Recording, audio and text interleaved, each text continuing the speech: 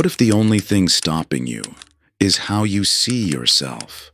This audiobook will shatter self-doubt and reveal your true power.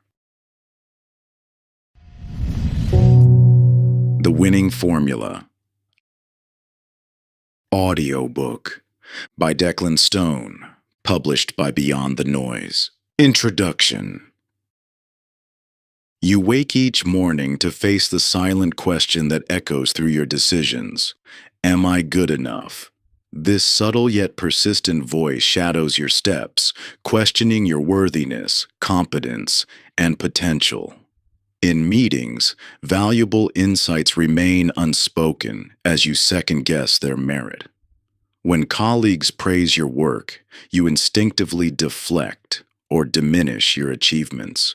Scrolling through social media triggers waves of inadequacy as you measure your progress against peers who seem to advance effortlessly while you feel stuck in place.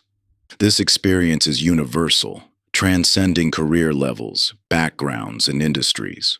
Whether you're leading teams or launching a new venture, that underlying current of self-doubt influences every decision, every interaction, and every opportunity, either seized or left unexplored. Yet what if this persistent self-questioning isn't actually about capability at all? The gap between where you stand and where you could be isn't primarily about skills, credentials, or even experience. It's about perception, specifically how you perceive yourself in relation to your potential and the world around you. Imagine an invisible ceiling hovering above you.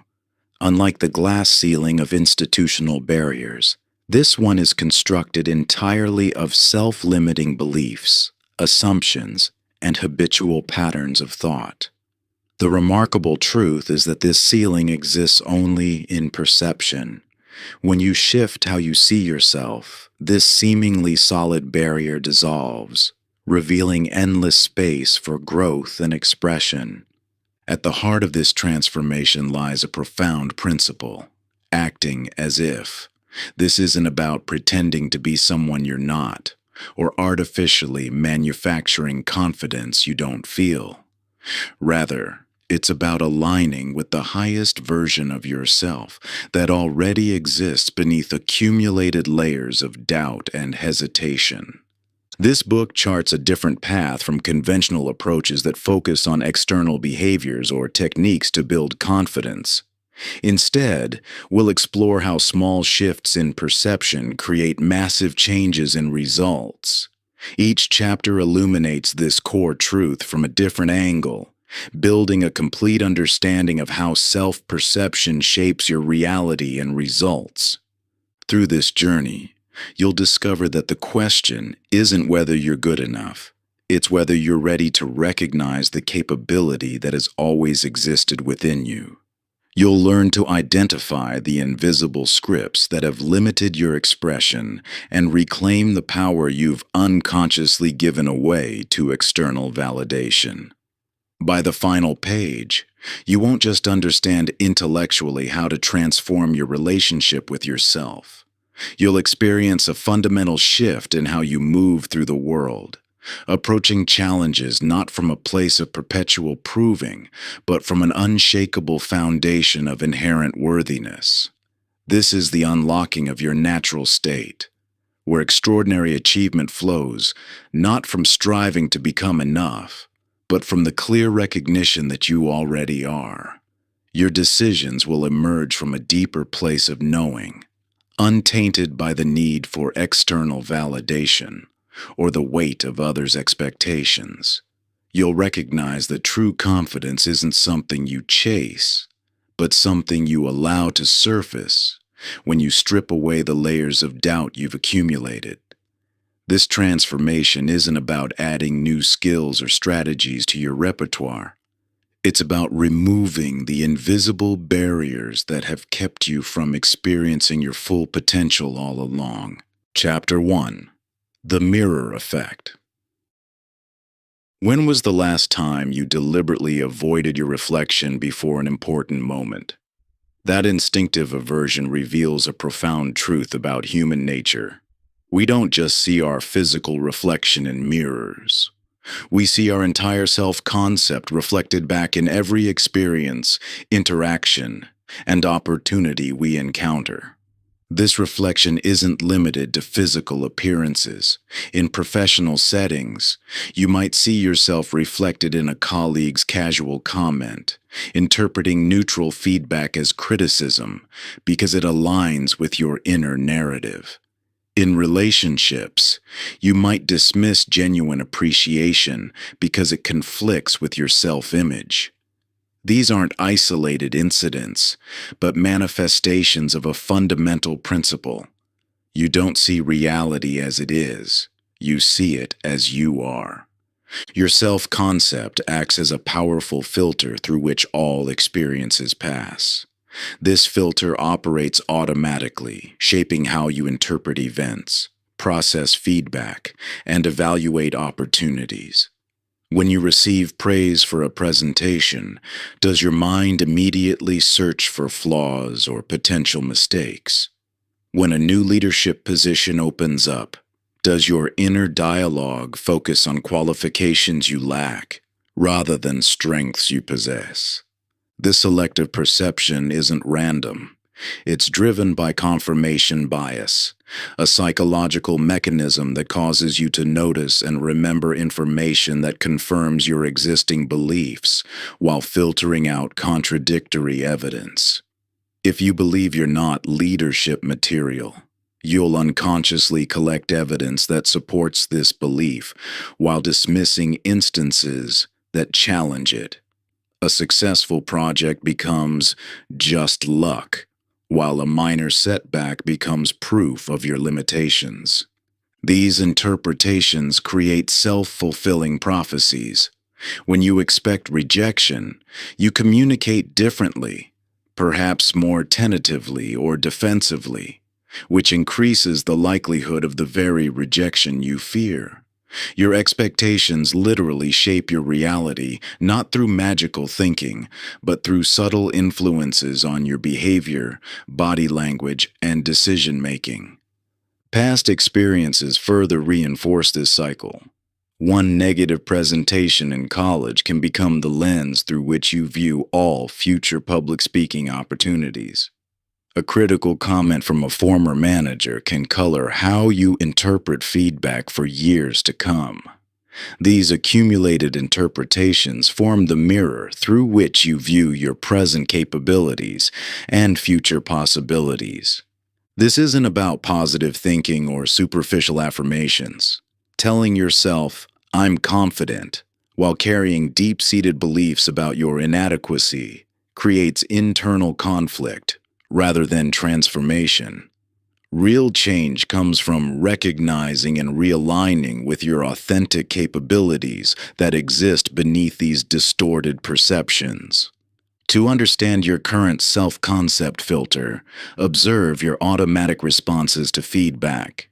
When someone compliments your work, do you deflect, explain it away, or truly receive it?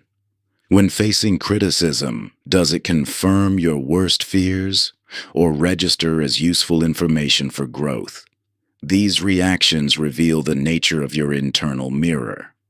The same external circumstances can create vastly different experiences depending on self-perception. A team disagreement viewed through a lens of "I'm not respected" generates anxiety and defensive responses. The same situation viewed through "I'm a capable leader" becomes an opportunity to demonstrate problem-solving skills and build stronger relationships. Your experience of reality is fundamentally a reflection of how you see yourself. This mirror shapes everything, from how you interpret a client's tone of voice to whether you raise your hand in meetings or pursue promotional opportunities. The question isn't whether this reflection is distorting your experience, but how, and more importantly, whether you're ready to align it with your true capabilities. Like a lens that tints everything you see, your self-concept colors each interaction, decision, and opportunity that crosses your path. A raised eyebrow from your boss becomes confirmation of inadequacy or a chance to demonstrate resilience. A challenging project transforms into either overwhelming proof of your limitations or an exciting avenue for growth. Every moment passes through this filter of self-perception before reaching your consciousness, creating your unique version of reality. This isn't abstract theory, it's the operating system running beneath your daily choices.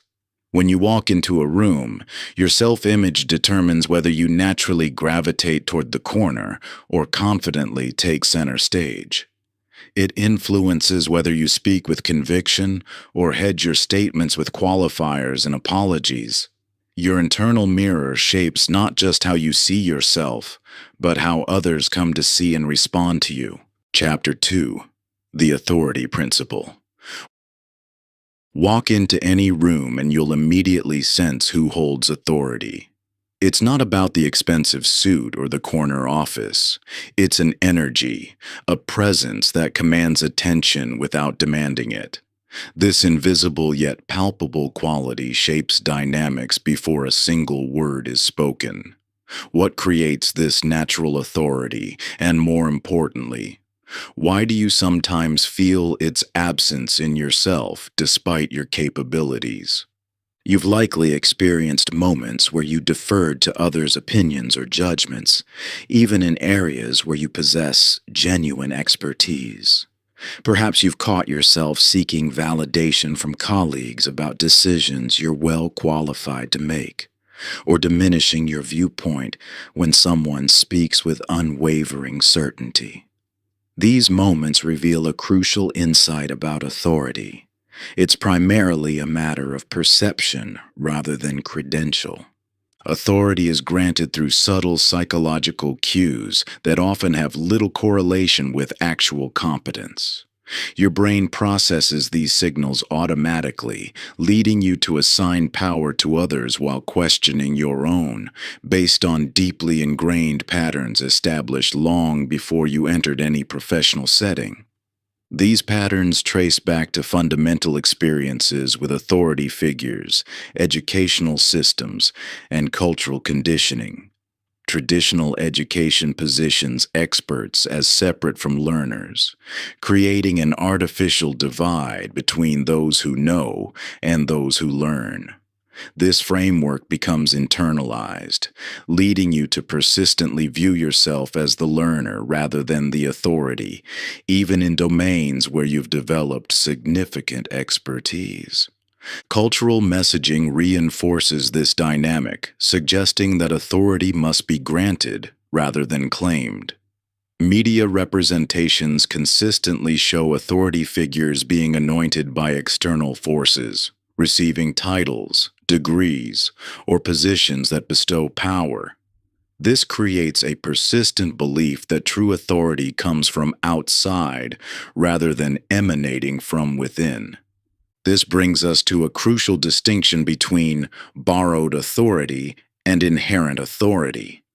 Borrowed authority depends on external validation, titles, credentials, or others' approval.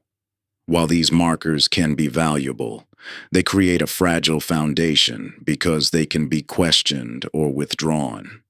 Inherent authority, by contrast, emanates from internal alignment with your capabilities and truth. It doesn't require constant reinforcement because it's grounded in self-knowledge rather than external validation. You might worry that claiming your inherent authority could lead to arrogance or overconfidence. However, true authority differs fundamentally from ego-driven dominance. Authentic authority creates space for others to access their own power rather than diminishing them to elevate yourself. When you operate from inherent authority, you naturally empower those around you because you're no longer competing for validation. Consider specific situations where you habitually defer your power. In meetings, do you preface your insights with qualifying statements like, "This might be wrong, but," or "I'm not sure if this makes sense"? In creative projects, Do you seek excessive feedback before trusting your vision? In relationships, do you automatically assume others' needs or preferences should take precedence over your own? These patterns reveal places where you've unconsciously accepted authority structures that may not serve your highest expression. Many of these structures are arbitrary, social conventions rather than natural laws. By recognizing their constructed nature, you can begin to question whether they deserve the power you've granted them. Your inherent authority exists independently of external recognition. It's not something you need to earn or prove. It's your natural state when you align with your authentic capabilities. This alignment creates a presence that others naturally respond to, not because you're attempting to dominate, but because you're fully embodying your truth. The power you seek isn't found in accumulating more credentials or waiting for others' permission. It emerges when you recognize and claim the authority that has always resided within you. This shift in perception transforms not just how others respond to you, but how you move through every aspect of your life. Each time you defer your decisions to external validation, you reinforce the illusion that your power lies somewhere outside yourself. But true authority flows from an unshakable inner knowing, a deep recognition that you already possess everything needed to direct your path. When you stand firmly in this truth, your presence naturally commands respect, not through force or manipulation, but through the quiet confidence that radiates from genuine self-trust. This authentic power becomes evident in the smallest moments. When you voice an unpopular opinion without hesitation, make a decision that others question, or simply stand your ground in the face of pressure to conform. It shows up as the courage to say no without explanation and yes without apology.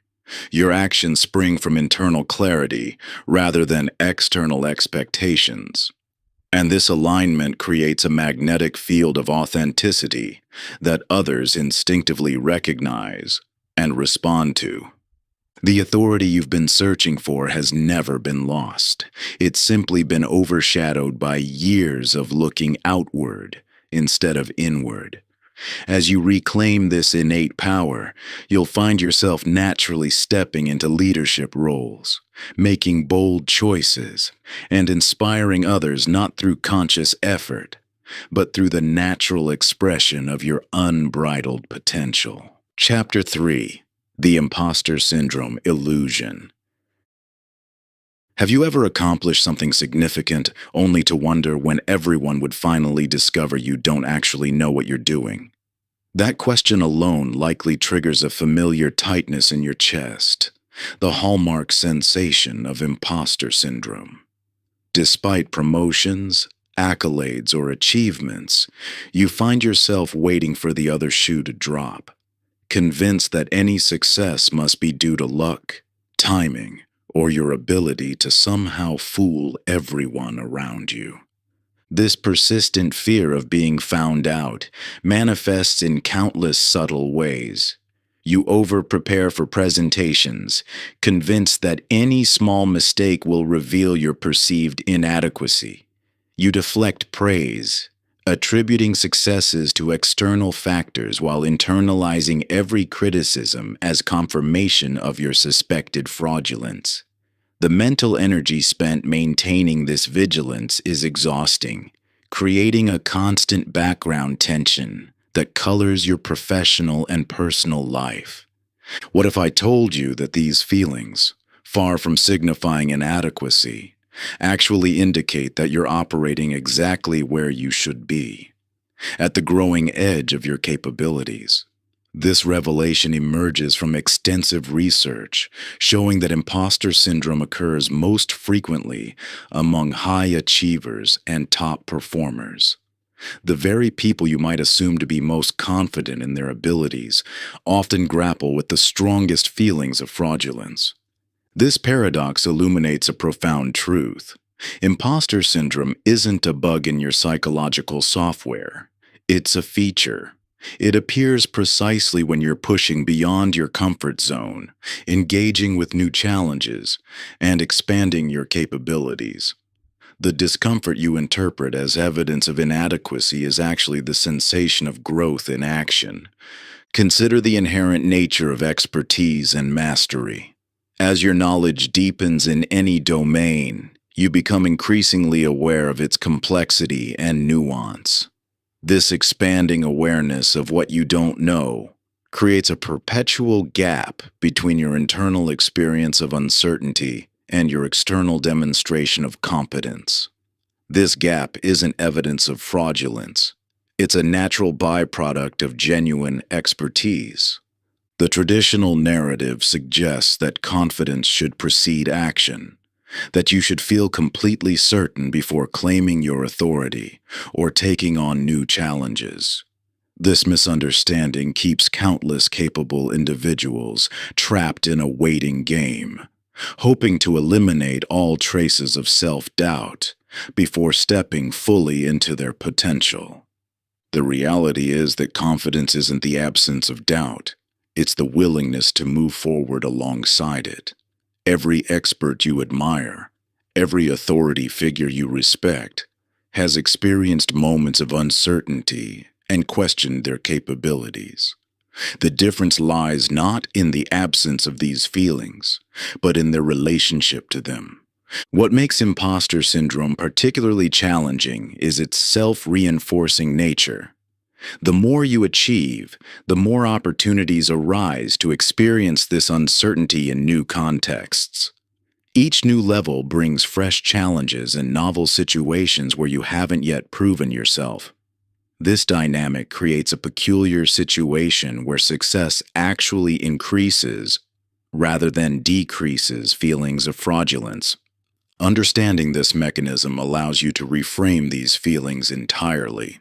Rather than interpreting them as warning signs of inadequacy, you can recognize them as indicators that you're operating at the edge of your current capabilities, exactly where growth happens. The presence of imposter feelings becomes not a red flag, but a green light, signaling that you're engaging with challenges worthy of your potential. This shift in perspective transforms how you engage with uncertainty. Instead of waiting for perfect confidence before taking action, you recognize that action itself builds genuine self-trust. Each time you move forward despite doubt, you accumulate evidence of your capability to handle challenges, even when you don't feel fully prepared. The gap between your internal experience and external performance isn't something to eliminate. It's something to normalize. Every professional, regardless of their level of achievement, experiences this disconnect. The solution isn't to wait until you feel completely certain, a day that never arrives, but to recognize that imperfection and uncertainty are compatible with both competence and authority. In fact, this internal tension often drives excellence, pushing you to prepare more thoroughly and engage more authentically with your work. The most respected leaders and innovators in every field continue to wrestle with moments of doubt, not because they're inadequate, but because they're deeply invested in delivering value. Your awareness of what could go wrong, your concern about meeting others' needs, and your drive to improve aren't weaknesses. They're the very qualities that make you effective and trustworthy in your role. Chapter 4. The Performance Paradox. Consider two scenarios of peak performance that perfectly illustrate a fascinating paradox. In the first, you're hyper-focused on demonstrating excellence, monitoring every aspect of your performance, mentally tracking how others might perceive you, and straining to exceed expectations. In the second, you're completely absorbed in the activity itself. Time seems to disappear, and excellence flows naturally without conscious effort. The difference in results between these two states reveals a counterintuitive truth about human performance. This dynamic plays out countless times in your daily life. When giving an important presentation, your desire to appear polished actually creates the tension that makes you rigid and unnatural. During crucial conversations, your effort to choose perfect words interrupts the authentic flow of communication. In creative work, your striving for brilliance often blocks the very inspiration you're trying to capture. The performance paradox at the heart of this phenomenon emerges from how your brain processes information under different attentional states.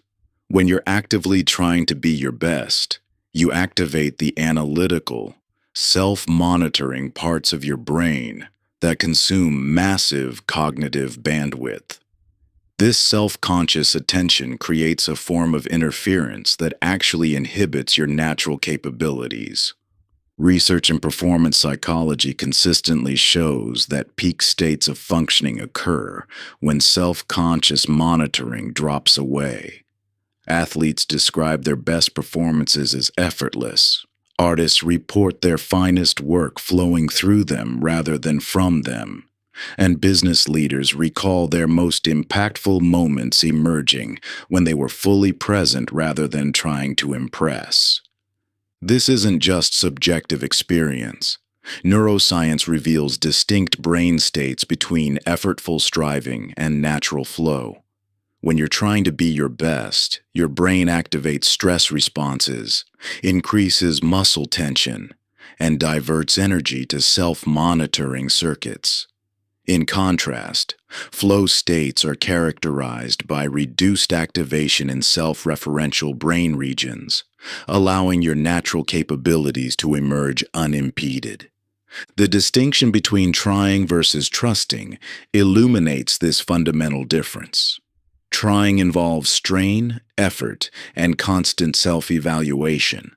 Trusting involves full engagement with the process while allowing excellence to emerge naturally. This isn't about lowering standards. It's about understanding how those standards are best achieved. The physiology of performance anxiety versus immersion provides further insight. When you're trying to be your best, your body often responds with tension, shallow breathing, and stress responses that inhibit optimal functioning. In contrast, states of full engagement are characterized by relaxed alertness, deep breathing, and physical ease that enables peak performance. This understanding transforms how you approach important moments.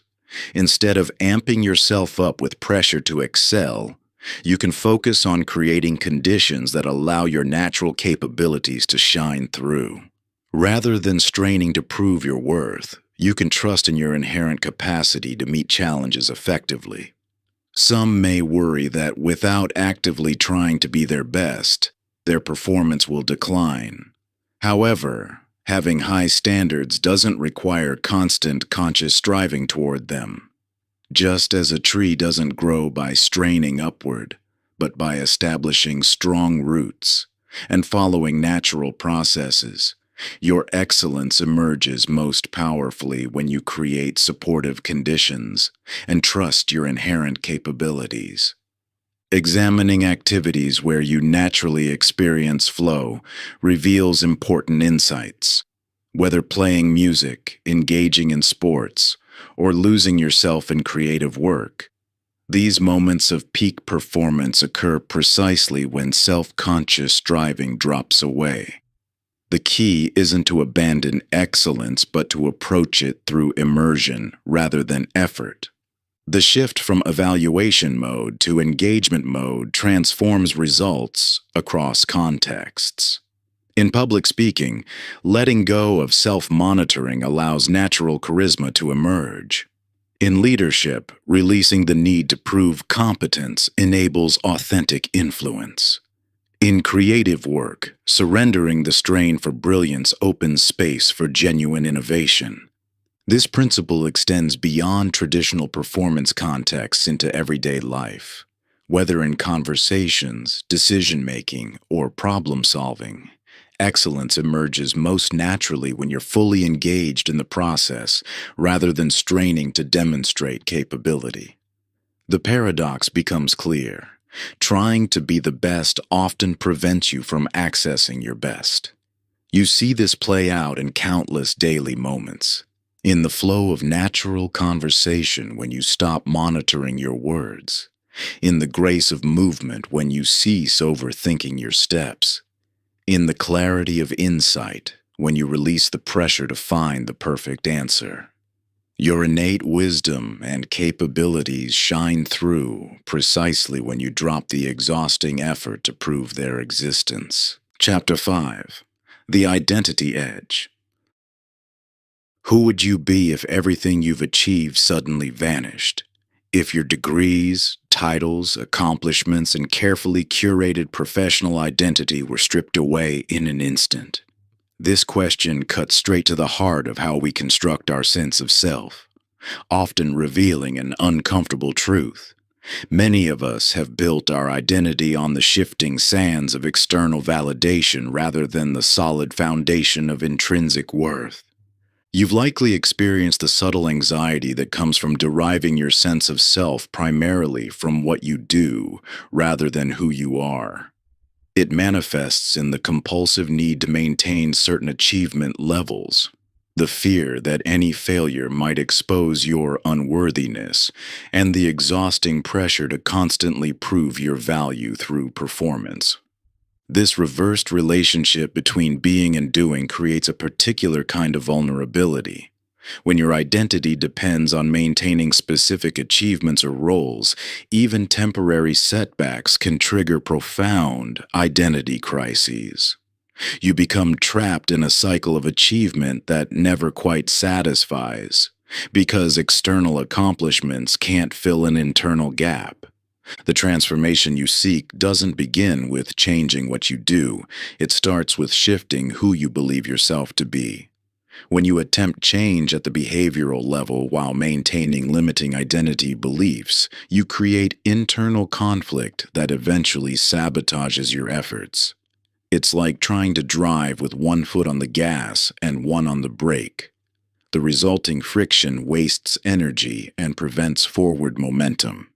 Consider how this plays out in the realm of professional growth. Someone operating from an achievement-based identity might set goals like close more sales or get promoted. While these objectives appear reasonable, they often lead to stressed, forced behaviors that feel inauthentic and ultimately unsustainable. In contrast, someone who first shifts their identity to "I am a person who creates value for others" naturally takes actions aligned with this self-concept, generating more sustainable results without the same internal resistance. The neuroscience behind this phenomenon reveals why identity-based change proves more sustainable than willpower-based change. When you attempt to modify behaviors while maintaining old identity beliefs, you're essentially fighting against established neural pathways. However, when you shift at the identity level, new behaviors emerge as natural expressions of your updated self-concept, creating neural pathways that support rather than resist change. This understanding introduces what we might call the identity anchor, a stable sense of self that remains constant regardless of external circumstances. Unlike achievement-based identity, which requires constant maintenance through performance, identity-anchored change creates a foundation that supports growth without depending on specific outcomes. You might worry that focusing on identity creates pressure for instant perfection. However, this misconception stems from confusing perfectionist identity, "I must be flawless," with growth-oriented identity. "I am someone who embraces learning and development." The latter creates space for both excellence and evolution, removing the paralyzing pressure of perfectionism while maintaining high standards. The profound shift happens when you recognize that acting as if isn't about pretending or waiting for external validation. It's about making a fundamental decision about who you are, independent of current circumstances. This choice becomes the foundation from which natural, aligned action emerges. When you approach transformation from this perspective, you no longer need to force behaviors or maintain rigid discipline. Instead, your actions flow naturally from your aligned identity, creating sustainable change without the internal conflict that often derails traditional approaches to personal development. This identity-first approach resolves the common pattern, where temporary behavior changes ultimately revert because they never aligned with your core beliefs about yourself. When you change who you believe yourself to be, corresponding behaviors emerge naturally and sustainably, supported by rather than fighting against your self-concept. The key lies in recognizing that your identity isn't fixed. It's a choice you make moment by moment through your beliefs about yourself. Making this choice consciously, rather than allowing it to be shaped by past experiences or current circumstances, puts you in the driver's seat of your own transformation. Each time you face a challenge or opportunity, you have the power to choose who you'll be in that moment. Your past experiences may inform your choices, but they don't dictate them. By actively selecting the identity you wish to embody, you create a new foundation from which all future decisions naturally flow. This conscious choice of identity becomes your North Star, guiding your actions and responses in alignment with who you've decided to be. Chapter 6: The Confidence Equation. When faced with high-stakes situations, what separates those who maintain their composure from those who crumble under pressure? The answer lies not in their level of preparation or expertise, but in the foundation upon which their confidence is built. Some individuals appear unshakable despite uncertainty, while others, despite impressive credentials and past successes, find their confidence evaporating at crucial moments. You've experienced this frustrating dynamic, the way confidence can feel maddeningly fleeting, soaring after a success only to plummet with the smallest setback. This instability stems from a fundamental misunderstanding about the true source of sustainable confidence. Society promotes the belief that confidence naturally follows achievement, that once you've accomplished enough, earned enough accolades, or gained enough external validation, unshakable self-trust will automatically emerge. This conventional wisdom has it backwards. Genuine confidence isn't built on an unbroken string of successes or constant external validation. Instead, it emerges from how you relate to yourself through both triumphs and setbacks. The confidence equation reveals this truth. Sustainable self-trust equals the sum of genuine self-knowledge, consistently kept commitments to yourself, and a growth-oriented response to challenges. Let's examine each component of this equation. Self-knowledge creates the foundation by allowing you to set realistic expectations and make aligned choices. When you deeply understand your strengths, limitations, values, and authentic preferences, you stop trying to force yourself into ill-fitting molds or comparing yourself to irrelevant standards. This accurate self-assessment prevents the confidence-eroding pattern of setting yourself up for failure through misaligned goals. The second component, keeping commitments to yourself, builds trust through consistent internal integrity. Each time you follow through on promises you make to yourself, whether small daily habits or major life decisions, you strengthen your self-relationship. This internal reliability matters far more than external achievements because it puts you in control of your confidence rather than leaving it dependent on outcomes. The third element transforms how you handle setbacks. When you interpret challenges as opportunities for growth rather than evidence of inadequacy. You develop resilience that withstands temporary failures. This perspective shift allows you to maintain composure during difficulties because your core sense of capability isn't threatened by imperfect performance. Many worry that too much confidence might lead to complacency or arrogance. However, true confidence differs fundamentally from ego-based certainty. Genuine self-trust embraces growth and acknowledges room for improvement, while arrogance rigidly defends against any hint of inadequacy. Real confidence provides the security to admit mistakes, seek feedback, and continuously evolve. Your confidence anchors the internal experiences and values you can access regardless of circumstances. Create stability independent of external validation. These might include your commitment to learning, your ability to persist through challenges, or your willingness to begin again after setbacks. By consciously strengthening these anchors, you develop confidence that remains steady even when results fluctuate. The contrast between externally validated and internally generated confidence becomes clear in challenging situations. When confidence depends on constant achievement, the slightest deviation from expected performance can trigger a crisis of self-trust. But when confidence flows from self-knowledge, kept commitments, and growth-oriented responses, temporary setbacks don't shake your fundamental sense of capability. This transformative understanding reveals that confidence isn't a fixed personality trait, but a practice of relating to yourself with consistency and compassion.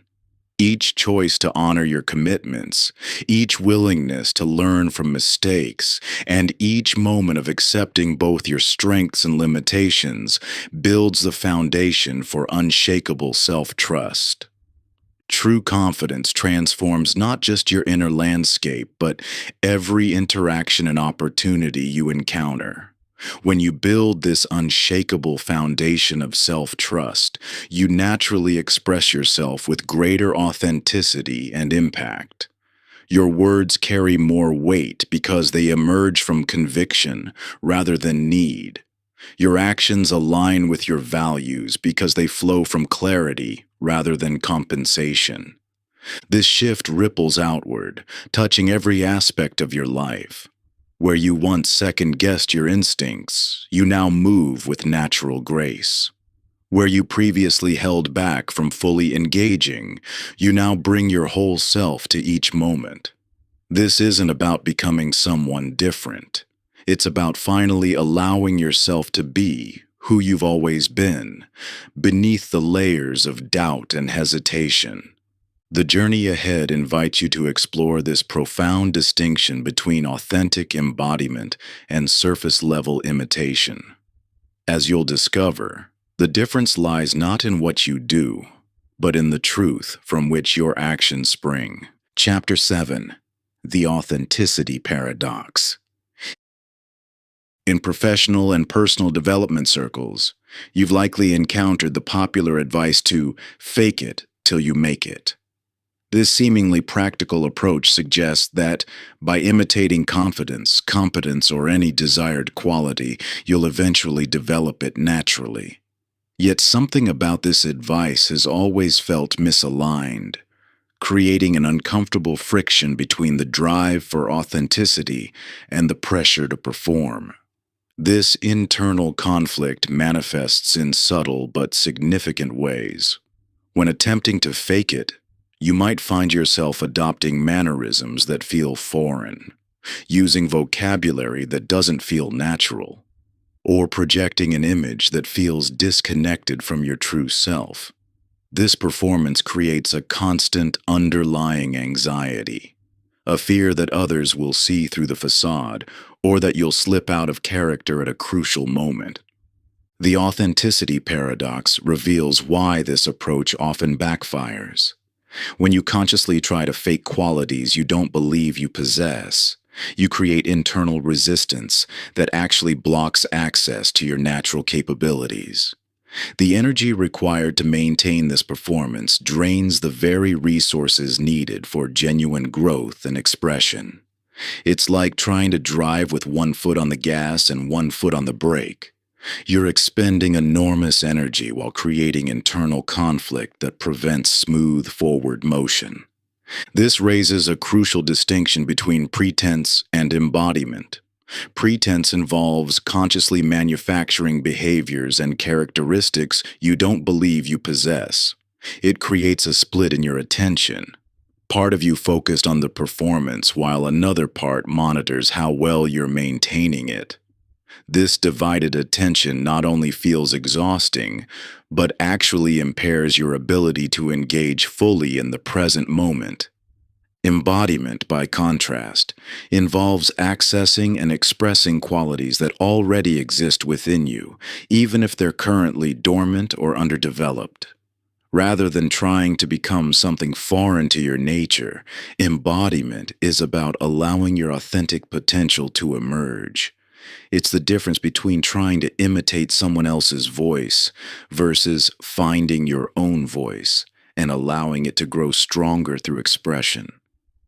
The neurological impact of these different approaches is significant. When engaging in pretense, your brain must constantly compare your performance against an external model while suppressing your natural impulses. This creates cognitive load and activates stress responses that inhibit optimal functioning. Embodiment, however, activates neural pathways of natural expression and growth, allowing you to access flow states where performance becomes effortless rather than forced. Consider the metaphor of borrowed clothes versus your own wardrobe. Borrowed clothes might temporarily create a certain appearance, but they never quite fit right and require constant adjustment to maintain. Your own clothes, even as they evolve with your changing style, feel natural and allow free movement. Similarly, borrowed behaviors create constant friction, while embodied qualities allow natural expression. Some might argue that maintaining unwavering authenticity means accepting current limitations, that growth requires pushing beyond your comfort zone into new behaviors. However, this represents a misunderstanding of authentic growth. True authenticity isn't about remaining fixed in current patterns, but about maintaining integrity with your highest potential as you evolve. The key lies in recognizing the subtle but crucial difference between forcing yourself to become something new versus allowing yourself to express something that already exists within you. When you attempt to fake confidence, for instance, you create an artificial performance that others can subtly sense isn't genuine.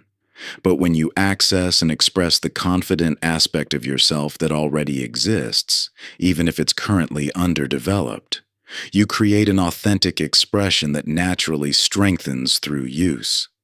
This shift from faking to embodying transforms how you approach growth and development. Rather than asking, "How can I appear more confident?" the question becomes, "How can I access and express the confidence that already exists within me?" This reframe changes everything, from how you carry yourself to how others respond to your presence. The practice of acting as if takes on new meaning through this lens. Instead of creating a performance disconnected from your true self, it becomes an invitation to align your outer expression with your inner potential. This alignment creates a powerful resonance that others naturally respond to, accelerating your growth while maintaining complete authenticity. When you operate from this place of alignment, you tap into a wellspring of natural power that was always yours. It simply needed the right conditions to flow freely. Your actions become effortless expressions of who you truly are rather than calculated attempts to project a certain image. This authentic resonance creates a magnetic quality that draws opportunities and connections to you naturally, without force or manipulation. Chapter 8. The permission protocol. You stand at the edge of possibility, fully equipped with the skills, knowledge, and opportunity to move forward. External circumstances align perfectly, yet something holds you back. An invisible barrier more powerful than any physical obstacle. This moment of hesitation, this silent waiting for some unspoken permission, reveals one of the most profound truths about human potential. Often, the most significant limitations we face aren't external, but self-imposed. Consider how many times you've caught yourself thinking, "I'm not ready yet," or "Who am I to do this?" Despite clear evidence of your capability. These thoughts aren't random. They're manifestations of deeply embedded beliefs about what you're allowed to do, be, and have. These self-imposed limitations function like invisible fences, creating boundaries in your mind long after external constraints have disappeared. The psychology of self-permission runs deeper than simple self-doubt. It operates at the level of identity, shaping your actions through unconscious beliefs about your place in the world. These beliefs often originate from early experiences where boundaries were necessary for safety or development. But like trained elephants who won't cross an imaginary line where a chain once existed, you may be honoring restrictions that no longer serve any purpose. Cultural narratives reinforce these self-imposed limitations, creating unwritten rules about who gets to claim certain roles, positions, or achievements. You internalize these messages until they become part of your operating system, running silently in the background of every decision. The result is a peculiar form of self-censorship, where you become both the restricted and the restrictor. The protective function of these limitations can't be ignored. By staying within familiar boundaries, you maintain a sense of safety and predictability. Yet this protection comes at an enormous cost, the sacrifice of your full potential. Every time you wait for permission you already possess, you reinforce the belief that your authority must come from outside yourself. What makes these self-imposed limitations particularly challenging is their invisibility. Unlike external obstacles that can be clearly identified and addressed, these internal barriers often operate outside your conscious awareness. They manifest as hesitation, procrastination, or a vague sense of not yet that keeps you perpetually preparing but never fully launching. The process of dismantling these limitations begins with recognition. Where in your life are you waiting for permission? What specific authorization do you believe you need? Often you'll discover you're waiting for approval that no one is actually qualified to give. Permission to be yourself fully, to take up space, to pursue your dreams without apology. This isn't about reckless abandonment of all boundaries or ego-driven entitlement. Rather, it's about conscious discernment between necessary limits and self-imposed restrictions that no longer serve. True authority isn't about claiming power over others, but about claiming the power that already exists within you. The transformation from self-limitation to self-authorization requires more than intellectual understanding. It demands a fundamental shift in how you relate to your own authority. Every time you catch yourself waiting for permission, ask, what if I already have the authorization I'm seeking? What if I'm the one qualified to give it? The practice of acting as if takes on new meaning in this context. Instead of waiting until you feel fully ready or worthy, you begin by giving yourself permission to inhabit your potential now. This isn't about pretending or forcing. It's about recognizing and releasing the artificial constraints you've placed on your own expression. The most profound shift occurs when you realize that the authority you've been seeking externally has always existed within you. The permission you need isn't waiting for some future achievement or external validation. It's available the moment you choose to grant it to yourself. This truth often feels too simple to accept, yet its power lies in its simplicity. You've spent years building elaborate frameworks of qualification, measuring yourself against shifting standards that always seem just out of reach. But authority isn't earned through endless preparation. It emerges when you finally recognize your inherent capacity to choose, to act, to lead in your own life.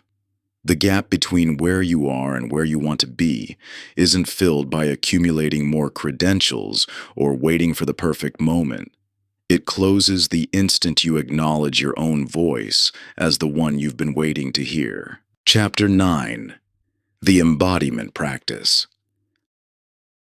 The gap between knowing and doing represents one of the most frustrating challenges in personal transformation. You might understand perfectly how confidence works, recognize the power of stepping into your potential, and intellectually grasp every concept about self-trust, yet still find yourself hesitating in crucial moments. This disconnect between intellectual understanding and lived experience isn't a sign of failure or lack of commitment. Instead, it reveals a fundamental truth about how lasting transformation occurs. Consider how often you've encountered someone who can eloquently explain complex principles of leadership, communication, or personal effectiveness, yet struggles to embody these concepts in real situations. Contrast this with those rare individuals who naturally express these same principles without being able to articulate how they do it. The difference lies not in the quality of understanding, but in the depth of integration. Your body holds wisdom that extends far beyond conscious thought. Every emotion, belief, and pattern of behavior has both mental and physical components. When you feel confident, it's not just a thought. It's a full-body experience involving posture, breathing, muscle tension, and countless subtle physical signals. Similarly, when you doubt yourself, these patterns reverse, creating physical manifestations of uncertainty that reinforce mental hesitation.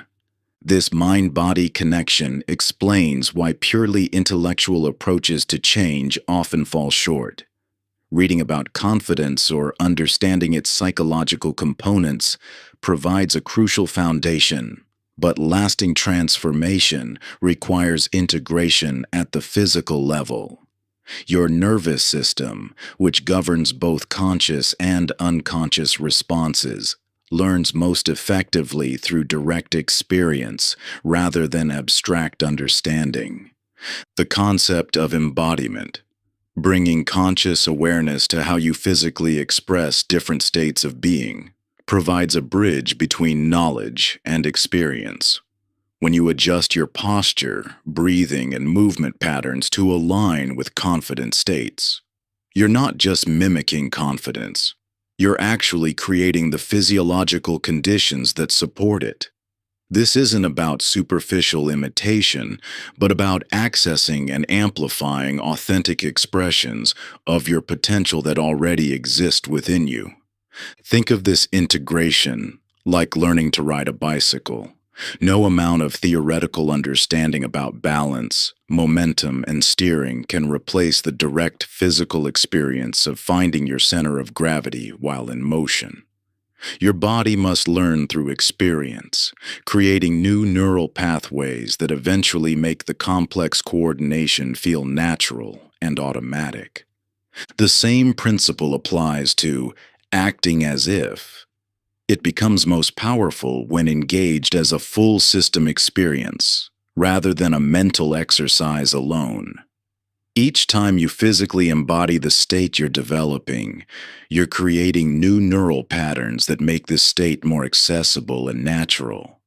Your body becomes a living repository of this knowledge, accessible even in challenging moments when the conscious mind might falter. Research in neuroscience supports this approach, showing how physical states directly influence psychological states, and vice versa. When you adopt postures associated with confidence, your testosterone levels tend to rise while cortisol, stress hormone levels, decrease. These biochemical changes affect not just how you feel, but how effectively you perform and how others respond to you. The key distinction here is between information stored intellectually versus wisdom integrated cellularly. Intellectual understanding exists in the realm of thought, while embodied knowing exists in your entire system.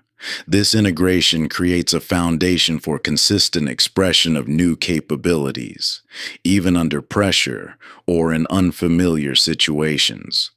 This process happens not through force, but through patient attention to the subtle signals your body constantly provides. By bringing conscious awareness to how different states feel physically, noting changes in breathing, muscle tension, energy levels, and overall sensation, you develop a more nuanced understanding of your own internal landscape. This awareness allows you to recognize when you're aligned with your potential and when you've shifted into limiting patterns. The body thus becomes both teacher and tool in the process of transformation. Every physical adjustment that aligns with your highest potential creates a feedback loop, reinforcing new patterns of being through direct experience. This isn't about overriding your natural responses, but about expanding your range of authentic expression to include more empowered states. As you tune into these physical signals, you'll discover that your body holds wisdom far beyond intellectual understanding, wisdom that guides you toward alignment with your true capabilities. Each moment of embodied awareness serves as a bridge between who you've been and who you're becoming, creating an unshakable foundation for growth that goes beyond mere behavioral change. Your body becomes a reliable compass, pointing the way toward authentic power while steering you away from patterns that no longer serve your evolution. Chapter 10: The Comparison Cure. Success surrounds you in an endless stream of social media updates, professional announcements, and personal milestones. Each achievement by others presents a moment of choice. Will you allow it to diminish your own light, or transform it into fuel for your growth? This natural tendency to compare isn't a character flaw, but a deeply ingrained human response, shaped by evolution to help us gauge our position within social groups. Yet in today's hyper-connected world, this once useful mechanism often works against us. The psychological impact of comparison runs deeper than most realize. When you encounter others' success, your brain automatically engages in social comparison processing, evaluating your position relative to theirs. This triggers a cascade of neurological responses that can either energize or deplete you, depending on how you interpret the information. Research shows that the same achievement viewed by two different people can produce opposite effects, inspiration or deflation, based entirely on their perspective. What makes this dynamic particularly challenging is its contradictory nature. Comparison can simultaneously motivate you to reach higher while convincing you that you'll never measure up. It can spark creative energy while paralyzing action. This duality exists because comparison itself is neutral. It's your relationship with it that determines its impact. The digital age has amplified this challenge exponentially. You're no longer just comparing yourself to your immediate circle, but to a global highlight reel of curated success. Every scroll through your feed exposes you to carefully selected moments of triumph, creating an artificial standard that no one, not even those posting, can consistently match. The real cost of unhealthy comparison isn't just emotional discomfort. It's the diversion of precious energy from creation to evaluation. Every moment spent measuring yourself against others is a moment not invested in your own growth. This creates a self-perpetuating cycle. The more you compare, the less you create. The less you create, the more inadequate you feel. The more inadequate you feel, the more you compare. Understanding comparison through the lens of borrowed measuring sticks reveals its fundamental flaw. When you evaluate your Chapter 3 against someone else's Chapter 30, you're using an inherently misaligned metric. Success isn't a standardized measurement, but a deeply personal journey that can only be accurately gauged against your own previous position. This doesn't mean eliminating comparison entirely. That would be both impossible and undesirable. The key lies in transforming your relationship with it. Instead of using others' achievements as evidence of your inadequacy, you can view them as data points that expand your sense of what's possible. Their success doesn't diminish your potential, it illuminates it. The shift from reactive to intentional comparison begins with awareness. Notice the automatic response when encountering others' achievements, the subtle tightening in your chest, the mental scorecard that immediately activates. This awareness creates space between stimulus and response, allowing you to choose your interpretation rather than being driven by unconscious patterns. Transforming comparison from a source of judgment to a source of inspiration requires recognizing that success isn't a finite resource. Someone else's achievement doesn't reduce the amount available to you. In fact, their success can serve as valuable market research, revealing what's possible and providing insights into effective pathways. When you encounter others' success, practice intentional interpretation. Instead of asking, "Why them and not me?" ask, "What does this show me about what's possible?" Rather than using their achievement to measure your inadequacy, use it to expand your sense of potential.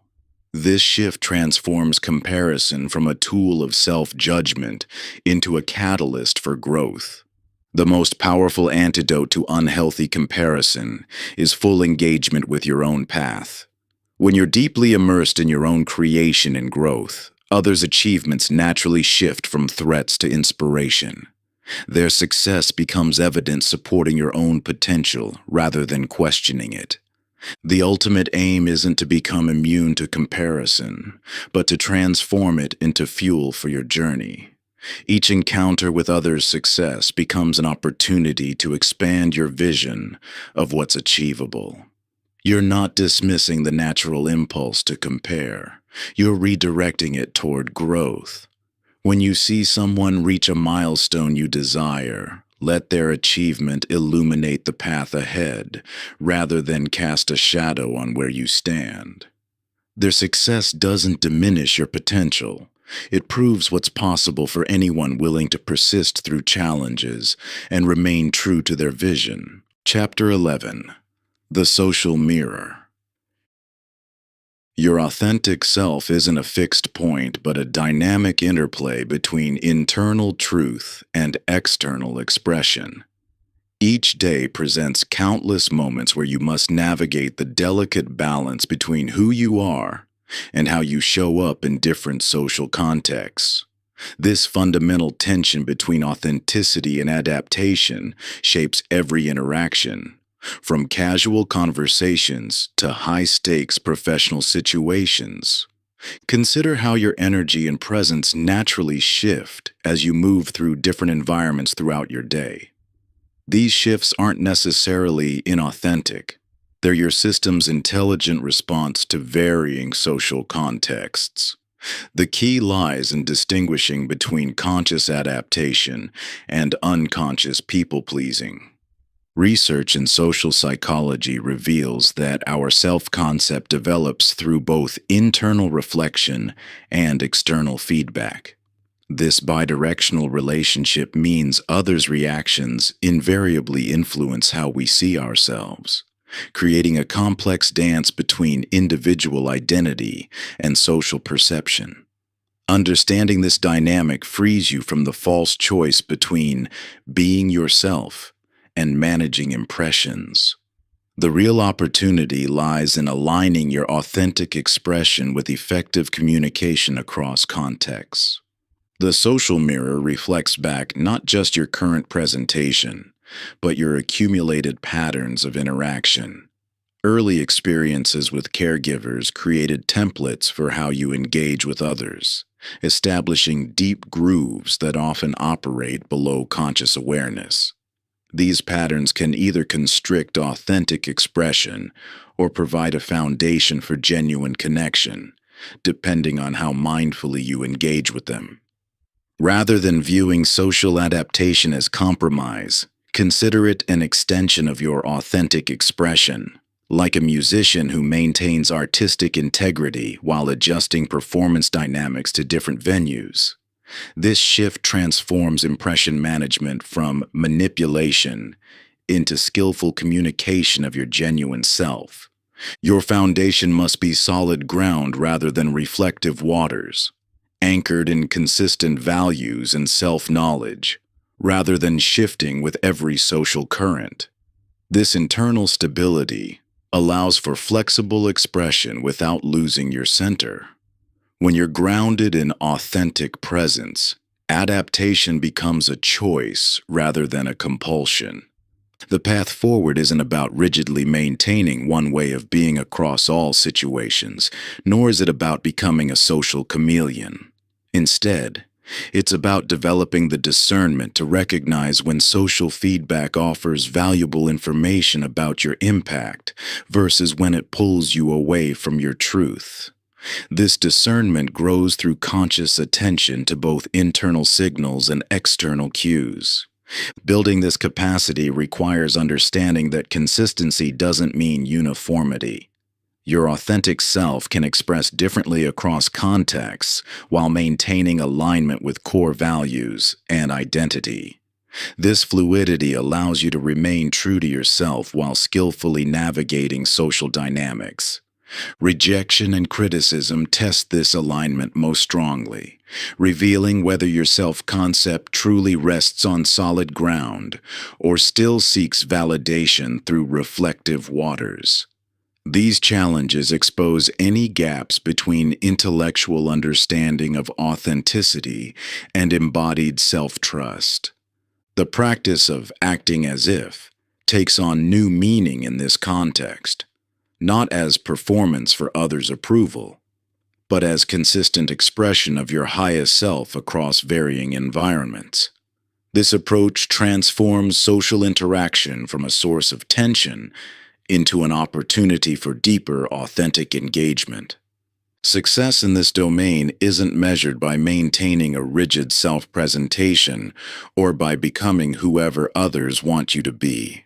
Rather, it's about developing the capacity to express your authentic self with both integrity and skill across the full spectrum of social contexts you encounter.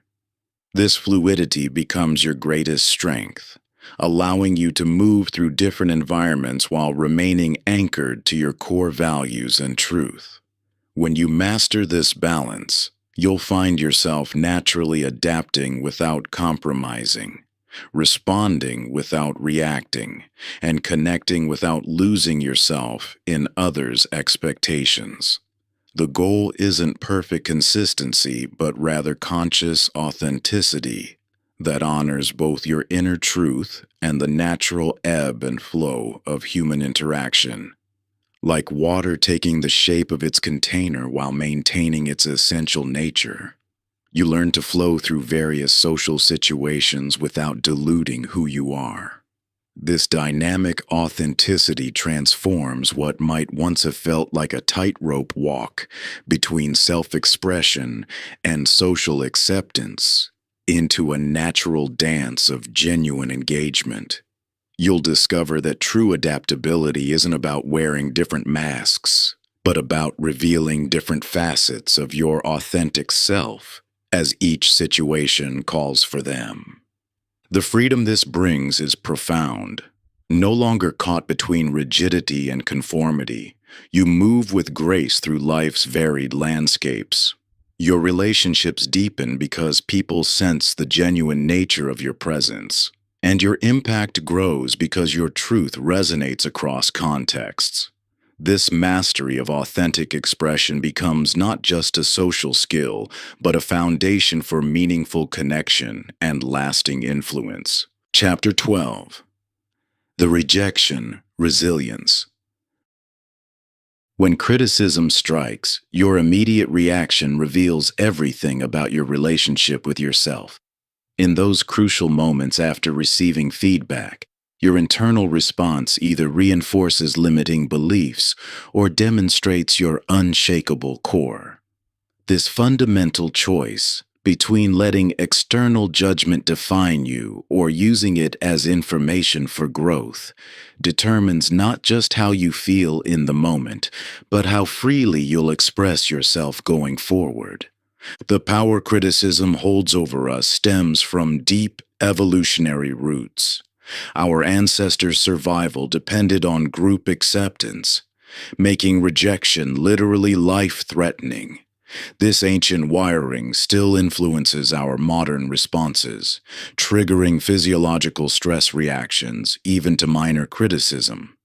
Understanding this evolutionary context helps explain why rejection feels viscerally threatening, even when we know intellectually that it poses no actual danger. Yet biology isn't destiny. While we're wired to be sensitive to social feedback, we can transform our relationship with criticism through a profound shift in perspective. This transformation begins with recognizing that criticism's impact comes not from the words themselves, but from how we interpret them through our self-concept filter. When you approach life from the stance of acting as if you are already whole and worthy, criticism loses its power to define you. Instead of shattering your sense of self, it becomes information about the critic's perspective.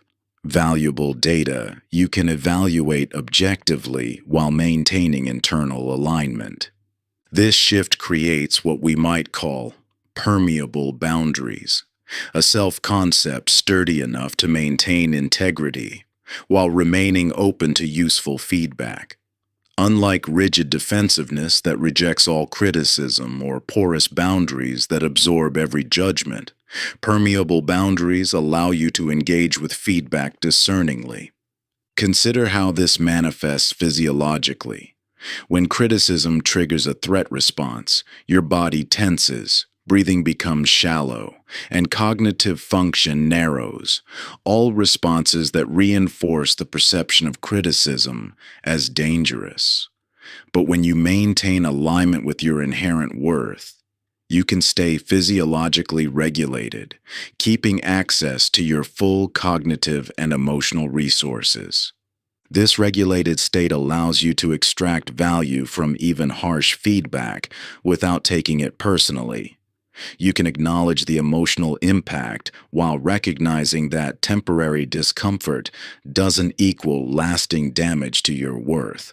This creates space to ask, what information might be useful here? What can I learn about my impact on others? How might this help me grow? The key lies in separating observation from identity. When someone criticizes your work, they're commenting on specific actions or outcomes, not delivering a verdict on your fundamental value as a person. This distinction allows you to engage with feedback productively while maintaining internal stability. Criticism often holds particular power because it activates old wounds and limiting beliefs. The words themselves matter less than what they seem to confirm about our deepest fears. Understanding this pattern allows you to recognize when present reactions stem from past hurts rather than current reality. By maintaining alignment with your authentic self during criticism, you transform these triggering moments into opportunities for growth. Instead of contracting into self-protection, you can remain expansive, curious, and engaged. This doesn't mean criticism won't affect you. It means you can be affected without being defined. The ultimate paradox is that becoming truly resilient to criticism requires first acknowledging your vulnerability to it. When you stop fighting your natural sensitivity and instead build a strong internal foundation, external feedback loses its power to destabilize you. This transformed relationship with criticism creates a virtuous cycle. The more you maintain self-alignment during challenging feedback, the stronger your internal reference point becomes. Each instance of navigating criticism while staying connected to your worth builds evidence for your resilience. By implementing this shift in perspective, criticism transitions from a threat to be avoided into information to be evaluated. You move from asking, "What's wrong with me?" to, "What can I learn here?" This fundamental reframe allows you to engage with feedback from a place of secure self-worth rather than desperate self-protection. When you approach criticism with genuine curiosity rather than fear, you create space between the feedback itself and your core identity. This emotional distance enables you to extract valuable insights while leaving behind what doesn't serve your growth.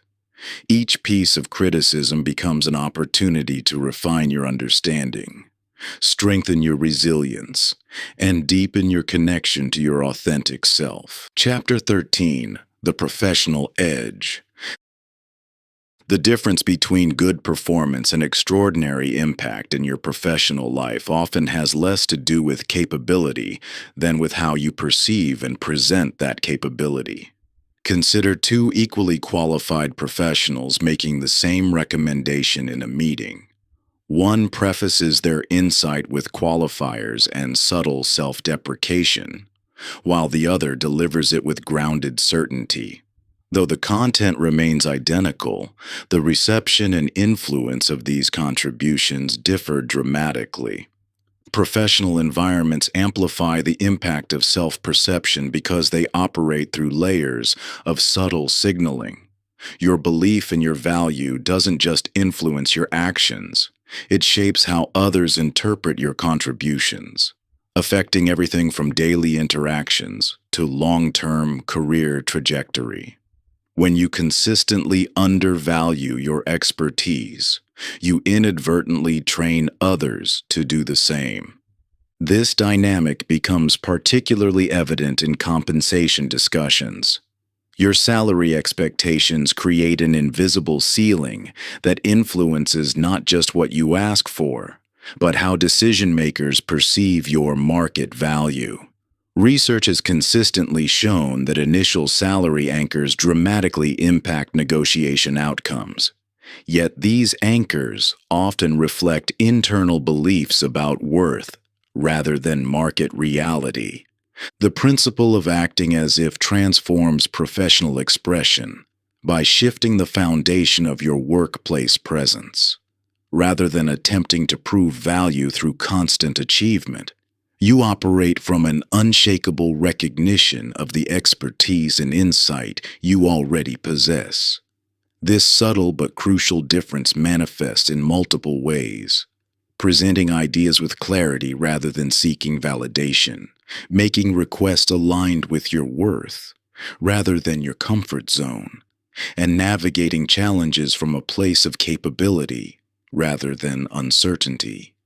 Professional gravity emerges naturally from this aligned self-concept.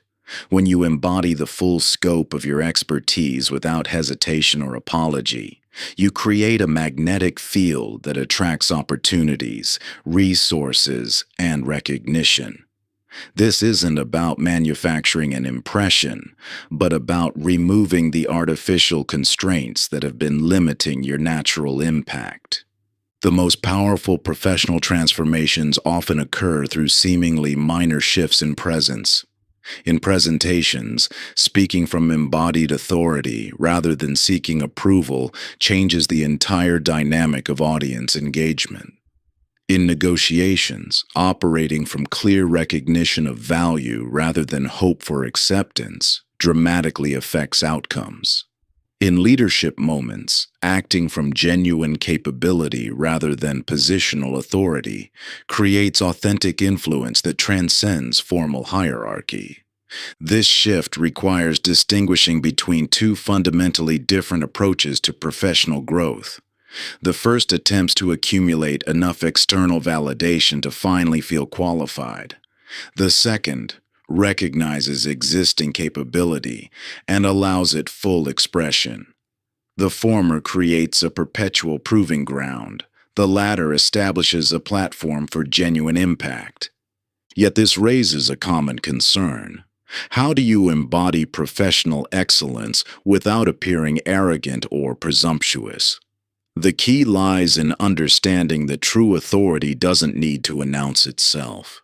Genuine confidence manifests as clarity rather than swagger, as consistent delivery rather than constant declaration. It's the difference between someone trying to convince others of their expertise versus someone simply operating from it. What makes this principle particularly powerful in professional contexts is its compound effect over time. Each interaction builds upon the last, creating momentum, as your aligned self-concept consistently shapes how others experience your contributions. Small shifts in how you carry your expertise create ripple effects that influence everything from daily team dynamics to long-term career opportunities. The professional world ultimately responds not just to what you do, but to who you are being while doing it. Technical excellence combined with tentative self-concept will consistently yield different results than the same excellence expressed through aligned self-perception. This fundamental truth transforms professional development from an endless acquisition of skills into an ongoing emergence of authentic impact. The most profound professional transformations come not from learning new capabilities, but from fully inhabiting the ones you already possess. When you act as if you are already the professional you aspire to be, not through pretense, but through alignment with your highest potential, you create the conditions for natural excellence to emerge. Your talents and abilities have always existed within you, waiting for the moment when your self-perception catches up to their true scope. Each time you choose to embody your full potential rather than shrink from it, you reinforce neural pathways of confidence and competence that make this elevated way of being increasingly natural. This isn't about manufacturing false bravado or mimicking others' success. It's about allowing yourself to access and express the capabilities that have been yours all along. Chapter 14. The Relationship Revolution. Your relationships serve as mirrors, reflecting back not just who you are, but, more importantly, who you believe yourself to be. When you enter any interaction carrying doubt about your worth, that uncertainty colors every exchange, creating subtle distortions that shape how others respond to you. This dynamic plays out countless times each day, from casual conversations to your most intimate connections. The relationship patterns that frustrate you most, seeking constant validation, struggling to maintain boundaries, feeling threatened by others' success, or losing yourself in relationships, stem not from lack of relationship skills, but from how you see yourself in relation to others. When you believe your worth depends on others' approval, you unconsciously create the very dynamics that reinforce this belief. You might find yourself overextending to prove your value, accepting treatment that doesn't align with your standards, or holding back authentic expression for fear of rejection. What makes this pattern particularly challenging is that it operates below conscious awareness. You may intellectually understand that your worth isn't dependent on others' validation, yet still find yourself engaging in behaviors that suggest otherwise. This disconnect between knowledge and embodiment creates additional tension, as you judge yourself for falling into patterns you know aren't serving you. The transformation begins with recognizing that every relationship interaction is fundamentally shaped by your relationship with yourself. When you approach connections from a place of internal alignment, rather than seeking completion or validation, the entire dynamic shifts. This isn't about becoming independent to the point of isolation. It's about bringing your whole self to relationships rather than looking to them to make you whole. Consider how differently you show up when you're seeking validation versus when you're securely anchored in your worth. In the first instance, you're constantly scanning for approval, adjusting your behavior based on others' reactions, and likely feeling exhausted from maintaining this hypervigilance. In the second, you're free to be present, genuinely curious about others, and able to maintain authentic connection even during disagreement or conflict.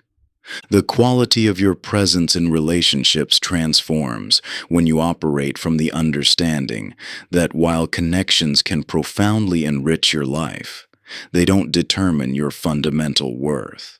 This shift creates what might be called relational oxygen, space for both parties to breathe, grow, and relate from choice rather than need.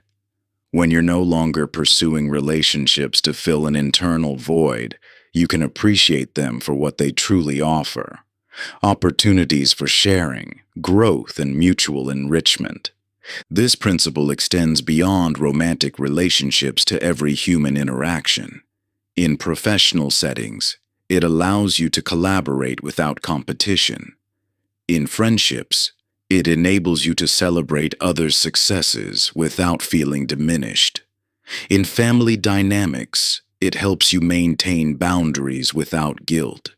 The common thread is that when you're anchored in self-worth, you can engage with others from a place of genuine connection, rather than compensation for perceived lack. Many resist this principle, fearing that focusing on self-worth might make them selfish or less available to others. Yet the opposite proves true. The more securely you're anchored in your worth, the more genuinely available you become for authentic connection. When you're not constantly managing others' impressions or seeking validation, you have more energy and attention for real engagement. The embodiment of this principle in relationships requires consistent awareness of where you're operating from in each interaction.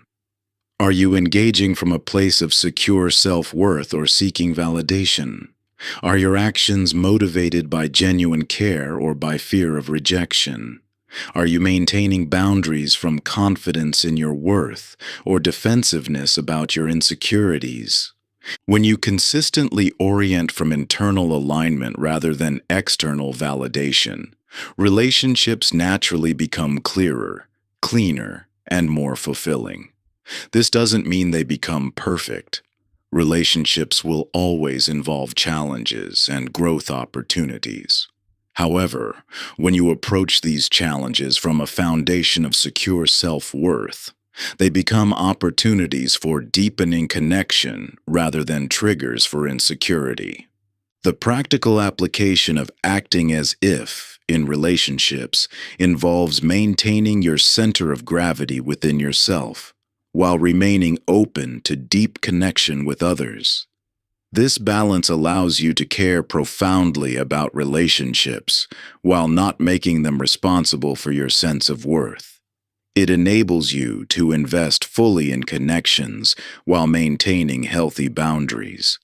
Most importantly, it allows you to bring your authentic self to every interaction, creating the foundation for genuine intimacy and lasting connection. Chapter 15. The Leadership Presence. Leadership presence exists beyond technique or position. It emanates from a profound internal alignment that others can sense before you speak a word. You've likely experienced this yourself. entering a room and immediately knowing who holds genuine influence, regardless of their formal authority. This invisible yet palpable quality transcends personality type, position, or conventional leadership skills. When you attempt to lead through technique alone, something essential remains missing. You can master every communication framework, study countless leadership models, and diligently apply best practices, yet still find your impact falling short of its potential. This disconnect occurs because leadership presence originates not from what you do, but from who you are being. The fundamental truth about influence is that people respond more to your internal state than your external behaviors. Through mirror neurons, specialized brain cells designed for social connection, others unconsciously attune to your level of internal alignment. When your words, actions, and energy align with genuine conviction, this congruence creates a resonance that others naturally trust and follow. Conversely, when you're internally conflicted or attempting to project authority you don't fully embody, this misalignment creates subtle resistance in others, regardless of how polished your presentation might be. This explains why identical leadership techniques yield dramatically different results depending on who applies them. The distinguishing factor isn't skill, but state. The degree to which you're operating from authentic alignment versus performative authority. Your team can sense the difference between genuine certainty and compensatory confidence, between natural authority and positional power. Leadership resonance occurs when your internal conviction creates harmonics that amplify your influence beyond explicit communication. Like a tuning fork that causes nearby instruments to vibrate at the same frequency, your aligned presence activates latent potential in others. This isn't about personality or charisma. It's about the natural influence that emerges when you fully embody your authentic power. You might think leadership presence is an innate trait possessed by a select few. However, while personality-based charisma may be relatively fixed, presence-based influence can be cultivated by anyone willing to do the internal work. The key lies not in adopting specific behaviors, but in removing the internal barriers that prevent your natural authority from expressing itself. When you maintain alignment under pressure, others unconsciously register your unshakable center and respond accordingly. Your unwavering self-trust becomes a reference point that helps others access their own capacity for certainty. This creates a profound shift from trying to convince or control to simply being a congruent expression of possibility that awakens similar potential in those around you.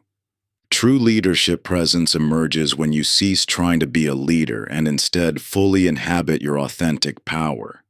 This requires developing your capacity to maintain internal alignment regardless of external circumstances.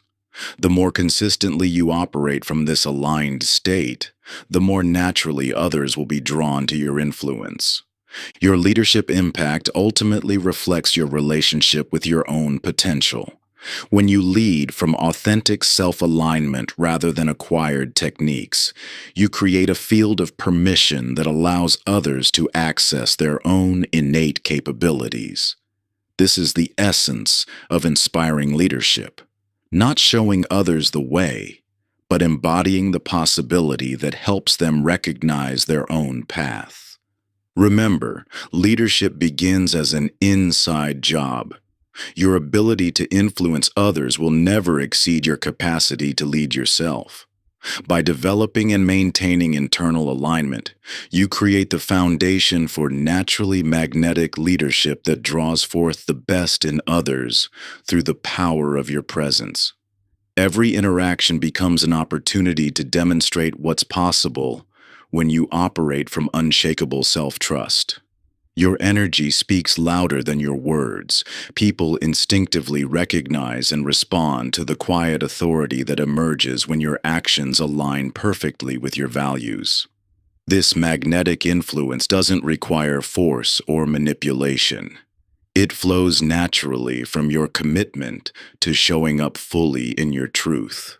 The more deeply you anchor yourself in authentic self-leadership, the more effortlessly you'll inspire others to discover their own innate wisdom and strength. Chapter 16. The Adversity Advantage. When facing significant setbacks, your relationship with yourself becomes starkly visible. Consider two responses to the same professional setback.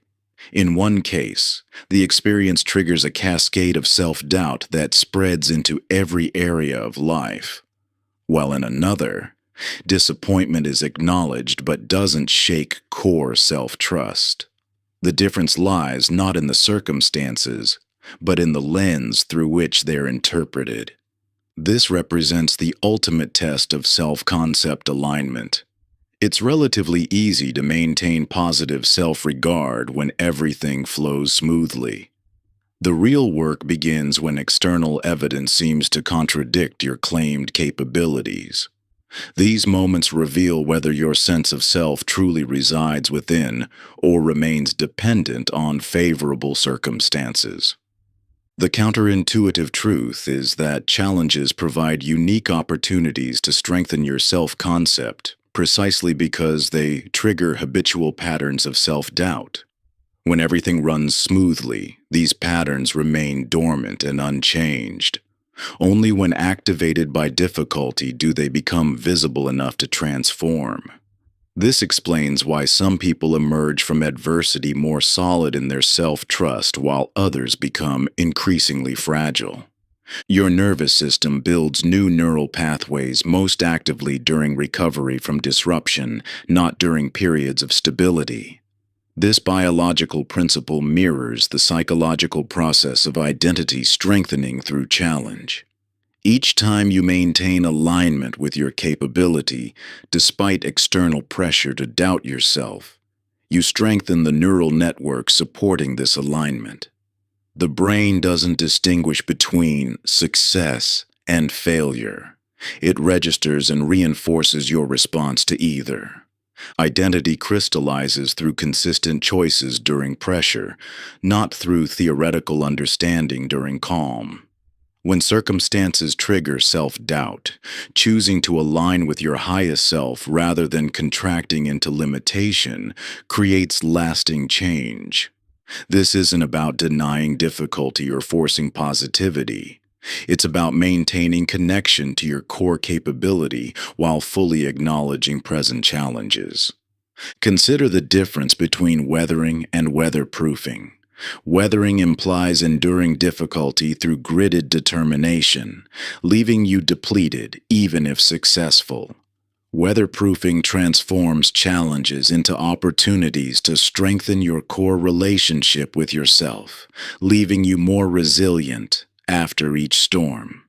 This distinction determines whether adversity becomes defining or strengthening.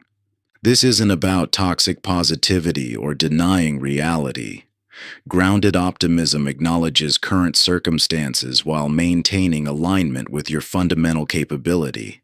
It recognizes that temporary setbacks provide information about strategy, not identity. This allows you to extract valuable feedback while preventing challenges from creating limiting self-definitions. The key lies in maintaining embodied alignment during difficulty. When stress activates the nervous system's threat response, it becomes harder to access your natural capabilities. The body contracts, breathing becomes shallow, and thinking narrows, creating a self-reinforcing cycle of limitation. Breaking this cycle requires bringing conscious awareness to these physical patterns. Practical implementation involves recognizing the earliest signs of misalignment, tension patterns, breathing changes, postural shifts, and deliberately choosing to maintain expansion rather than contraction. This might mean adjusting posture, deepening breath, or shifting attention from mental spinning to sensory awareness. These subtle physical choices create profound shifts in how you meet challenges. The cumulative effect of maintaining alignment during difficulty transforms your entire relationship with challenge itself. Rather than dreading obstacles as potential identity threats, you begin recognizing them as opportunities to strengthen your core relationship with yourself.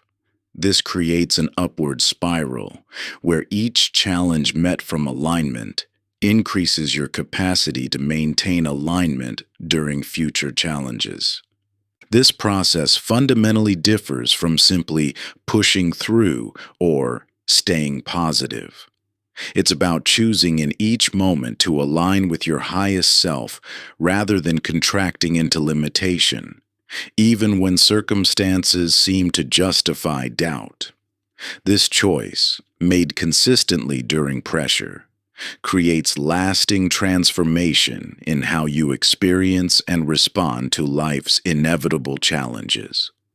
The ultimate measure of self-concept isn't how you feel when everything goes well, but whether you can maintain alignment with your capability when external evidence suggests otherwise. This capacity doesn't develop through theory, but through lived experience of moving through difficulty while staying connected to your core strength.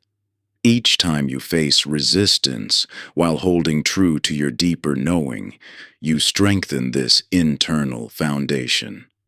The real transformation occurs in those pivotal moments when circumstances tempt you to abandon your truth, yet you choose instead to stand firm in your authentic power. This isn't about forcing positivity or denying reality. It's about anchoring yourself in something more fundamental than temporary conditions. Chapter 17: The Legacy Lens. When you view your life through the lens of time, patterns emerge that remain invisible in the immediacy of daily experience. Imagine yourself at the end of your life, looking back on this precise moment. From that vantage point, what currently consumes your attention suddenly appears in stark relief. Some concerns that feel overwhelming now become trivial, while seemingly small choices reveal themselves as pivotal turning points. This perspective shift isn't about fantasy or escapism. It's about accessing the wisdom that already exists within you by temporarily stepping outside the confines of present circumstances. Your future self holds insights about your path precisely because they've witnessed how current decisions ripple through time. Time acts as a powerful filter, stripping away the noise of immediate pressures to reveal what truly matters. The promotion that feels life or death important right now may barely register in your life story 5 years hence. Meanwhile, small acts of courage, moments of vulnerability, or decisions to honor your values over convenience often emerge as the real architects of your legacy. Your future self understands this with crystal clarity. They've witnessed how temporary discomfort in service of growth yields lasting fulfillment, while choices made from fear or external pressure create regret. They know which risks were worth taking and which battles were worth letting go. Most importantly, they see your current potential with unwavering clarity, unclouded by the self-doubt that can feel so convincing in the moment. This temporal perspective reveals how the narrative you're creating through daily choices will read when viewed as a complete story. Are you playing it safe to avoid judgment, or boldly expressing your unique gifts? Are you deferring joy to some future date when circumstances align perfectly, or finding ways to embody it now? Are you waiting for permission to claim your authority, or recognizing that your future self has already granted it? The power of consulting your future perspective lies in its ability to bypass current emotional blocks and limiting beliefs. When you step into that viewpoint, You access a broader wisdom that sees beyond present circumstances to recognize the deeper patterns at play. This isn't about prediction or control. It's about aligning current choices with the legacy you wish to create. Your future self understands that most fears never materialize, that rejection rarely proves fatal, and that regret comes more from inaction than from taking considered risks.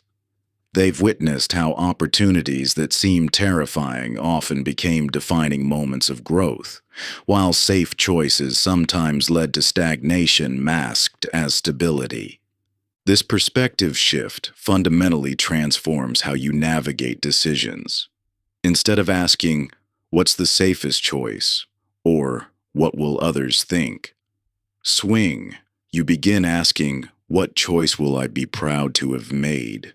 And "What story do I want this moment to tell in the larger narrative of my life?" The wisdom of your future self reveals that playing small never serves, that authenticity attracts more opportunities than perfection, and that internal alignment creates more sustainable success than external striving. They understand that genuine confidence comes from progressive self-trust rather than accumulated achievements. When you regularly consult this future perspective, you naturally begin making choices aligned with your highest potential rather than your current fears. You recognize that every moment offers an opportunity to strengthen or weaken your relationship with yourself through the alignment of your choices with your values. Your future self has already witnessed how temporary setbacks that feel devastating in the moment often catalyze the most significant growth. They've seen how relationships that prioritize authentic connection over approval seeking create lasting fulfillment.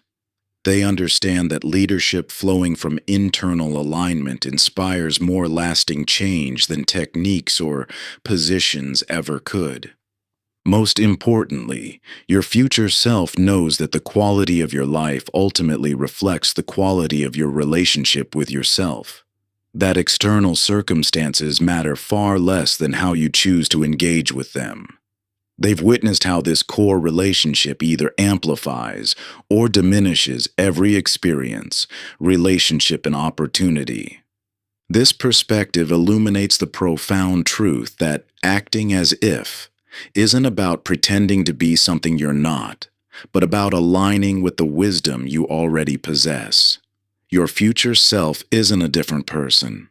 They're you with the benefit of perspective, offering guidance about which current choices will create the legacy you truly desire. Chapter 18.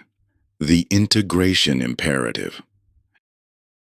Just as learning to drive initially demands intense focus on every detail, checking mirrors, signaling turns, managing speed, gauging distance, only to eventually become so automatic you arrive at destinations barely remembering the journey.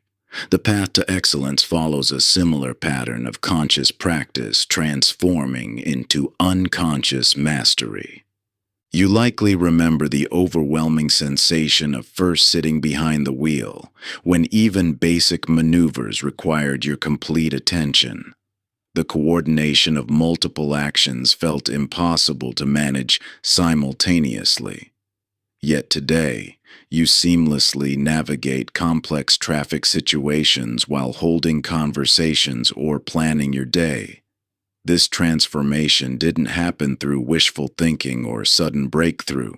It emerged through consistent practice that gradually rewired your neural pathways until excellence became your default state. This same principle applies to every area of mastery. When you first begin consciously practicing self-alignment and embodying your highest potential, it requires deliberate attention and often feels awkward or forced. You question whether you're doing it right, and may experience frustration when you slip back into old patterns. This is not only normal, but necessary. It reflects the natural integration process as your brain and nervous system adapt to new ways of being. The science of skill acquisition reveals that myelin, the insulating substance around neural pathways, builds through consistent practice. Each time you choose alignment over limitation, you strengthen these pathways. Initially, this requires conscious effort, but gradually the resistance diminishes as your brain recognizes and reinforces these patterns. This explains why transformation often feels like 2 steps forward, 1 step back. You're not failing when you temporarily regress. You're allowing your system to integrate new patterns at a sustainable pace. This integration happens through expanding spirals rather than linear progression. You may revisit similar challenges repeatedly, but each time from a more expanded perspective. What once triggered immediate self-doubt might later prompt momentary hesitation, then eventually pass without disturbing your alignment. This spiraling pattern enables deeper integration than forcing linear progress. Your brain naturally conserves energy by automating frequently repeated patterns. When you consistently practice alignment, your neural pathways reorganize to make this your default state. Just as an experienced driver doesn't consciously think about the mechanics of driving, you'll find yourself naturally responding from alignment without conscious effort. The environment plays a crucial role in this integration process. Your brain forms associations between contexts and behaviors, which is why you may find it easier to maintain alignment in some situations than others. By consciously designing your environment to support aligned choices and gradually expanding into more challenging contexts, you create conditions that accelerate integration. This process transcends simple habit formation. You're not just changing behaviors, but reinforcing a fundamental shift in how you operate in the world. Each aligned choice strengthens your connection to your innate capabilities. The effort required diminishes not because you're forcing change, but because you're removing the barriers to your natural state of excellence. Recognition plays a crucial role in strengthening these neural pathways. By consciously acknowledging moments of alignment, times when you responded with confidence instead of doubt, expressed yourself fully instead of holding back, or maintained clarity during challenge, you reinforce these patterns.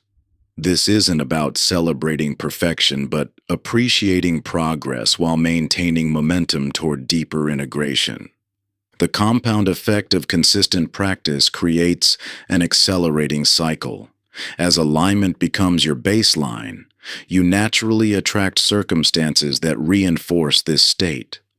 Opportunities that once seemed intimidating become invitations to express your capabilities. Challenges that would have triggered limitations now serve as catalysts for expansion. This brings us full circle to the fundamental truth. Excellence isn't about becoming someone new, but removing the barriers to who you've always been. Integration doesn't create capability. It reveals it by clearing the path to your natural state of alignment with your highest potential. Through this process of uncovering rather than adding, you liberate the innate wisdom and strength that have always resided within you. Each layer of resistance you release allows more of your authentic power to shine through. Much like clearing clouds from the sky doesn't create the sun. It simply allows its light to reach the earth unobstructed. Your journey isn't about building something from scratch, but rather about returning to your original state of wholeness and expressing it fully in the world. Conclusion. As we conclude our exploration of the transformative power of acting as if, take a moment to acknowledge the profound journey you've undertaken. This hasn't been a linear path of acquiring new techniques, but rather a spiral of remembering and reclaiming what has always existed within you. Where once you may have seen an invisible ceiling limiting your potential, you now recognize the open sky of possibility that emerges when you align with your inherent capacity for excellence. Throughout these chapters, we've uncovered fundamental truths about human potential and performance. You've discovered that excellence isn't achieved through straining toward external standards, but through alignment with your internal truth. You've learned that genuine confidence flows not from accumulating victories, but from honoring commitments to yourself. You've seen how challenges reveal rather than determine your capabilities, and how acting as if represents the highest form of integrity, bringing your outer expression into alignment with your inner potential. You might naturally wonder about maintaining these shifts, especially during inevitable moments of doubt or pressure. Remember that transformation happens in spirals rather than straight lines. Each return to familiar challenges offers a fresh opportunity to respond from a more aligned place. What may feel like regression often signals integration, your system incorporating deeper levels of truth that will ultimately strengthen your foundation. The practices and principles explored in this book aren't meant to be temporary techniques, but rather gateways to a fundamental shift in how you relate to yourself and the world. This ongoing nature of growth isn't evidence of incompletion, but rather the natural expression of unlimited potential, continually revealing itself through experience. As you close these chapters and step back into your life, carry with you the profound understanding that the question is no longer whether you're capable of extraordinary impact.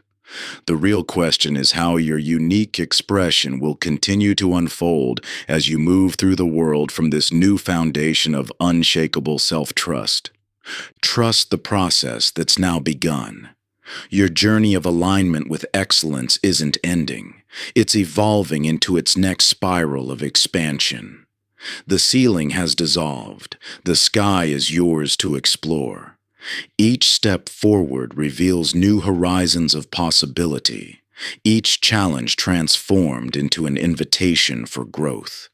You've awakened something profound within yourself, a knowing that transcends circumstance and a power that grows stronger through expression. As you move through your days with this expanded awareness, you'll find yourself naturally rising to occasions that once seemed beyond reach, meeting life's moments with a grace that flows from true self-trust. Thank you for joining me on this journey. Remember, you're capable of so much more than you know. Now, take the next step and make it happen. Now, take the next step and make it happen.